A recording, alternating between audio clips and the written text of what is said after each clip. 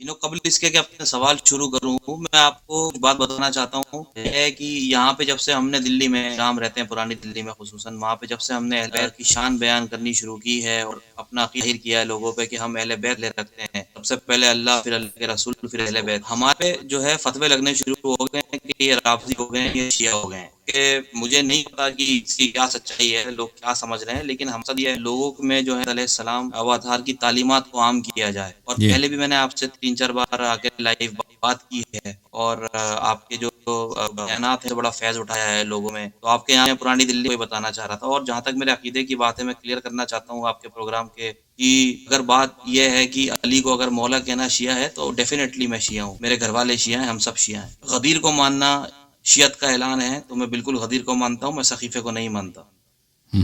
اگر اللہ اور اللہ کے رسول کے بعد اہل بیت کو ماننا شیعہ ہے، شیعہ ہونا ہے، تو میں بالکل میں ڈنکے کی چوٹ پہ کہتا ہوں کہ میں شیعہ ہوں. اور اسی طریقے سے اگر جناب زہرا سلام اللہ علیہا کے دشمنوں پہ لعنت کرنا شیعہ ہے تو میں بالکل شیعہ ہوں. اہل بیت علیہ السلام کے دشمنوں پہ لعنت کرنا شیعہ ہے تو میں، میرے گھر والے، میرے دوست ماشاء اللہ ماشاء اور مجھے اس کو کہنے میں کوئی آڑ محسوس نہیں ہوتی. جس طریقے سے لوگ جو ہے حضرت ابو بکر کے ساتھ کھڑے ہیں فدق کے معاملے میں، جناب زہرا سلام اللہ علیہ کے ساتھ کھڑا ہوں، یہ اگر کہنا شیعہ ہے تو میں بالکل شیعہ. بس جس کی وضاحت کرنا چاہتا تھا. اب میں اپنے سوالوں کی طرف چلتا ہوں. اللہ علی صاحب، جی سر.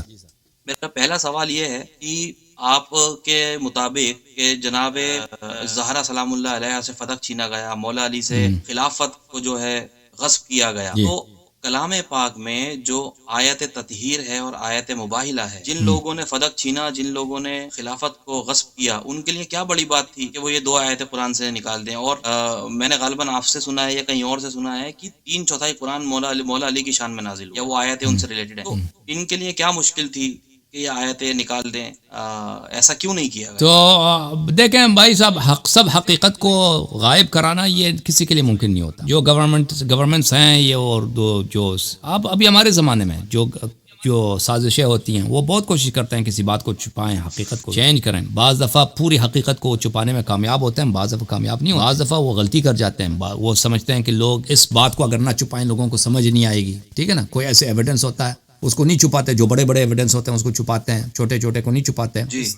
اس لیے کہ انسان کی جو سوچ ہے وہ محدود ہے، اور حق جو ہے بہت بڑا ہے. انسان جب حق کو چھپانے کی کوشش کرتا ہے وہ ہمیشہ کامیاب ہو جاتا ہے کہ اس حق کے کچھ حصوں کو چھپا دے، لیکن پوری حق کو چھپانا یہ ناممکن ہوتا ہے. تو اس لیے گرچہ تاریخ اسلام تاریخ ہے سینسرشپ کا، تاریخ ہے تحریف کا، تاریخ ہے انکار کا، یعنی ہمیشہ ہر دور میں یہ کوشش کی گئی ہے کہ چھپایا جائے، جلایا جائے آثار کو اور ایویڈنس کو، اگلے والے نسلوں تک نہیں پہنچنے دیا جائے. لیکن یہ نہیں ہے کہ وہ ہمیشہ کامیاب بھی ہوئے ہیں. تو بعض چیزیں ان سے رہ جاتی ہیں، بعض چیزیں وہ مجبور، ان کو پتہ نہیں ہوتا، نقل کر لیتے ہیں تو بعد میں پتہ چل جاتا ہے کہ ان سے ان کا بطلان نکل جاتا ہے نا. تو جو چیزیں ان لوگوں نے جلائی ہیں، جو چیزیں انہوں نے ضائع کی ہیں، لازمی بات ہے کہ وہ زیادہ واضح تھی، وہ زیادہ اس مسئلے میں روشن تھی. لیکن چاہے وہ قرآن کی آیات ہوں چاہے احادیث ہوں، لیکن انہوں نے بڑے بڑے کو چھپا دیا ہے. لیکن سب کو چھپانا کیونکہ لوگ بہت تھے، لوگ بہت دیکھ رہے تھے، یہ سب آنکھوں کے سامنے تھے. اصل مسئلہ غدیر ہے، کتنی چھپانے کی کوشش کی، انکار کرنے کی کوشش کی، لیکن رسول پاک صلی اللہ علیہ وسلم نے وہاں پہ حکم دیا تھا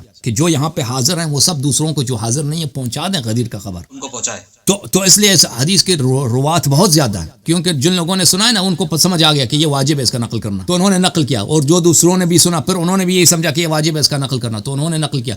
تو اس کے راوی بے نہایت زیادہ ہیں، راوی اس کے بے نہایت زیادہ. رسول پاک صلی اللہ علیہ وسلم، اللہ تعالیٰ کا یہ تدبیر ہے کہ وہ حق کو نہ چھپنے دیں. گرچہ کہ حق میں سے بعض باتیں وہ ضائع کی گئی ہیں، لیکن پورا ہر بات کو چھپا دینا یہ کسی کے بس میں نہیں ہے. اوکے بھائی، مزید بولیں. جزاک اللہ. اچھا ٹھیک ہو گیا. اوکے. اچھا، میرا اگلا سوال یہ ہے کہ آپ سے کسی ایک سنی عالم دین نے یہ سوال کیا کہ آپ ہمیں نصیحت کر دیں، اور وہ آپ کا بہت ایموشنل ایک کلپ میرے پاس آیا تھا کہیں سے انسٹاگرام پہ کہیں، جس میں آپ نے یہ فرمایا کہ جو بھی ہیں وہ امام حسین علیہ السلام ہی ہیں. مطلب امام حسین رسالت ہیں، امام حسین نبوت ہیں، امام جو بھی ہیں. تو یہ جو میں تھوڑا سا سن کے تھوڑا سا سرپرائز مجھے لگا، تھوڑا میں شوق ہو گیا سن کے. مسئلہ ذرا وضاحت کر دیں، امام حسین کیسے رسالت ہیں، امام حسین علیہ السلام کیسے نبوت؟ تو اگر ہم نے اللہ کو پہچانا ہے نا تو اہل بیت علیہ السلام کے صدقے سے پہچانا. اہل بیت نہ ہوتے تو ہم اللہ کو، اللہ جانتا ہم نہیں پہچانتے.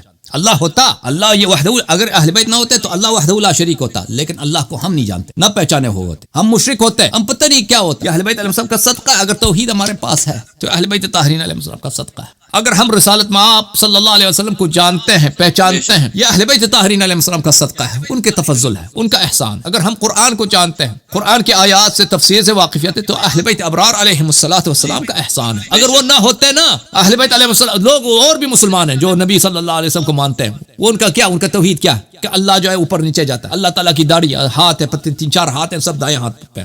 وہ آپ کے ہندوستان میں ہے نا، جہنم میں ٹانگ ہے. آپ کے ہندوستان میں وہ بھگوان ہے نا، وہ اس کا شکل بناتے ہیں، وہ ہاتھی کا مثلا چہرہ ہے، وہ ہاتھ ہے، پتہ نہیں کیا، گنیش جی. ہاں وہی ان کا بھگوان ہے، ان کے جسم ہے، ان کا باڈی پارٹس ہے، ان کا بنا دو بھائی، ان کا کوئی مورتی بنا دو. ہم کسی دن مورتی بنا دیں گے ان کا، اللہ کا یہاں پہ اللہ جانتا ہے. موٹے آدمی کا بنائیں گے، بال ہیں، وہ ایک دفعہ میں نے، اللہ جانتا ہے میں نے بنایا تھا، او بھائی میں نے بنایا تھا، لعنت کرے ایسے لوگوں پہ. اللہ جانتا ہے کہ یہ ابن تیمیہ، یہ لوگ کہتے ہیں اللہ یہی ہے. میں نے ان کا مورتی بنایا تھا، پیسے دیے تھے. ایک عورت ہے وہاں پہ، وہ اسکلپچر بناتی ہے. میں نے جماعت، میں آپ کو صحیح واقعہ سناتا ہوں، یا سن لیں آپ، یہ 10 سال پہلے کی بات ہے. میں نے بڑے پیسے دیے اس عورت کو کہ یہ بنا دو.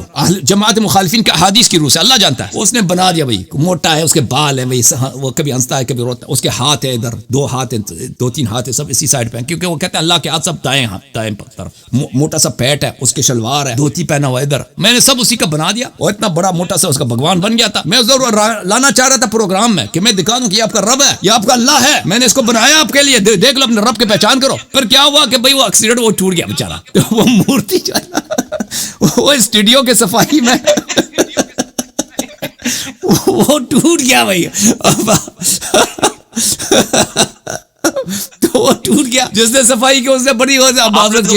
علامہ صاحب یہ ٹوٹ گیا. تو پھر میں نے دوبارہ جو ہے پیسے لگوانے، وہ میں نے دوبارہ بنوانا. تو ہم جب کہتے ہیں اہل بیت علیہ السلام توحید ہے، یہ کہتے ہیں کہ وہ اللہ ہیں. اس کا مطلب یہ ہے کہ ہم اگر کہتے ہیں اہل بیت علیہ السلام نماز ہیں، تو اگر ہم نماز پڑھتے ہیں تو یہ ان کے صدقے پر ہے. اگر رسول پاک صلی اللہ علیہ وسلم نہ ہوتے، اللہ جانتا ہے کہ ہم نماز کو نہ جانتے کہ نماز کیا ہے، وضو کیا ہے، اللہ کی یاد، اللہ کے صفات کیا ہیں، اللہ کے سامنے کس طرح ہم گناہگار سجدہ کریں، ہم نہیں جانتے. جی سر مزید بولیں.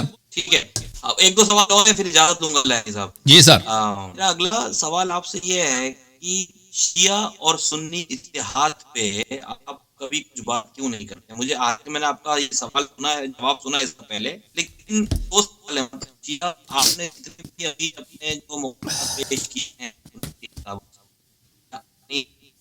سے امت کو نزدیک، آپ کو نہیں لگتا کہ شیعہ اور سنیوں کو نزدنے کی ضرورت ہے، ایک کامن گراؤنڈ پہ لانے کی ضرورت ہے؟ اور دوسرا سوال اس میں یہ ہے کہ آپ کا اہل سنت کو کیا پیغام ہے اس ویڈیو کے ذریعے؟ شیعہ، پہلا سوال کیا ہے؟ آپ کی آواز کچھ کٹ گئی تھی، دوبارہ تکرار کریں. پہلا سوال یہ ہے کہ شیعہ اور سنی اجتہاد کے لیے آپ کو لگتا ہے کہ کچھ، کیونکہ آپ ایک انٹرنیشنل پلیٹ فارم پہ ہیں، آپ کو پوری دنیا سنتی ہے آج کی ڈیٹ میں، شیعہ اور نزدیک لانے کے لیے جو یہ دماغ ہیں ادھر ادھر اس میں نے آپ کا جواب سنا ہے پہلے کہ آپ نے فرمایا کہ جو کتابوں میں لکھا ہے میں آپ کے سامنے وہی پیش کروں. لیکن کیونکہ آپ میرے خیال سے آج کی ڈیٹ میں سوشل میڈیا میں ایک بہت بڑے انفلوئنسر ہیں انٹرنیشنل لیول پر، تو آپ کو نہیں لگتا کہ سنی اور شیعہ جو 2 بڑے فرقے ہیں ان کو نزدیک لانے کی ضرورت؟ اچھا، اتحاد کی بات کر رہا ہوں. کنٹریبیوٹ کرنا، دیکھیں یہ اتحاد جو ہے، اتحاد کہ ہم ایک ہو جائیں یہ اچھی بات ہے، لیکن ہم جو ہے اپنے سے دین کو نہیں بدل سکتے.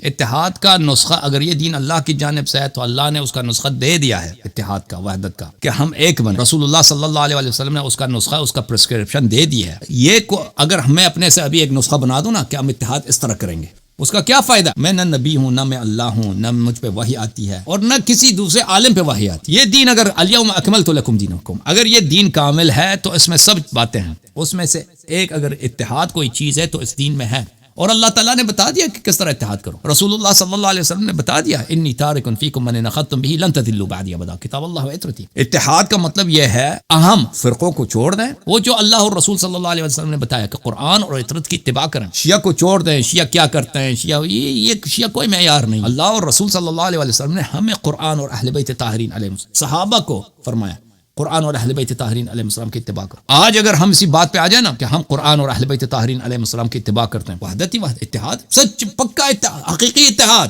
کہ اس میں نجات بھی ہے نا. اگر میں ایک ایسا نسخہ بنا دوں کہ اس میں بدعت ہو, وہ تو سب جہنمی بن جائیں گے. اور بھائی رسول اللہ صلی اللہ علیہ وسلم نے اس بات کو, پیغمبر نے خود فرمایا, بھائی وہ لیڈر ہیں ہمارے, میری امت, میری بات 72-73 فرقوں میں تقسیم ہوں گے, سب جہنمی سوائے ایک طائفے کے, سب جہنمی ہیں. وہ کون سے؟ وہ جو قرآن اور اہل بیت علیہ السلام کی اتباع کرتے ہیں. تو ہمارا اتحاد کا کیا طریقہ کار ہے؟ اتحاد کا طریقہ کار وہی ہے, وہی نسخہ جو اللہ اور رسول صلی اللہ علیہ وسلم نے بتایا. بہت مہربانی آپ کی, مہربانی. ایک منٹ میں آپ کی آواز دوبارہ اونچا کر لوں.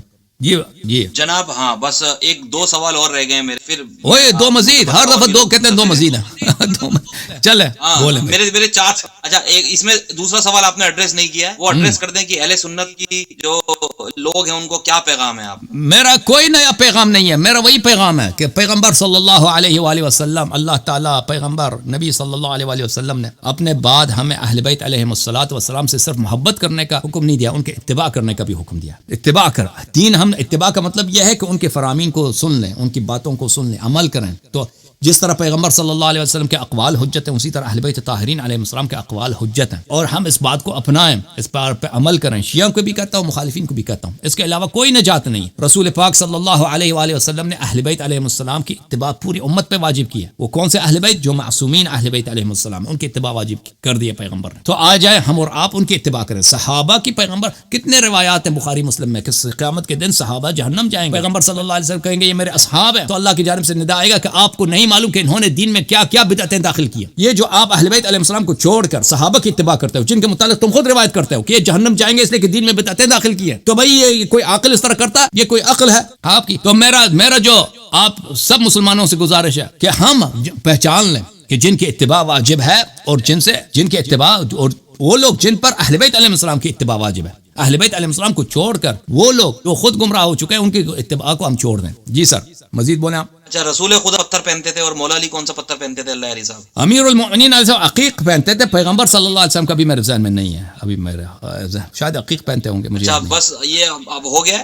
جی, آپ سے دعاؤں کی درخواست ہے. میں, اور اگر آپ کو یاد ہو, آصف علی زیدی جو ہمارے یہاں پہ دلی انجمن داستہ بازی کا پریزیڈنٹ ہے, ان کے دونوں بیٹے, اور یہ ہمارے برابر میں سیف بھائی بیٹھے ہیں. ہم 4 لوگ جا رہے ہیں انشاءاللہ نمبر کو. جی, ہم کربلا اور نجف کی زیارت کے لیے جا رہے ہیں. آپ سے دعاؤں کی درخواست ہے. بڑی بات ہے, بڑی بات ہے. انشاءاللہ اللہ آپ کو عزت دے, بہت مہربانی, اللہ آپ کو سلامتی دے. میں دعا کرتا ہوں کہ پروردگار عالم اہل بیت اطہار علیہم الصلوۃ والسلام آپ کی زیارات کو قبول فرمائے, اور انشاءاللہ آپ کے حوائج پروردگار عالم برآوردہ فرمائے, اور سلامتی سے جائیں, سلامتی سے آ جائیں, اور اللہ تعالیٰ آپ کی دین و دنیا کے حوائج پورا کر لیں. اوکے.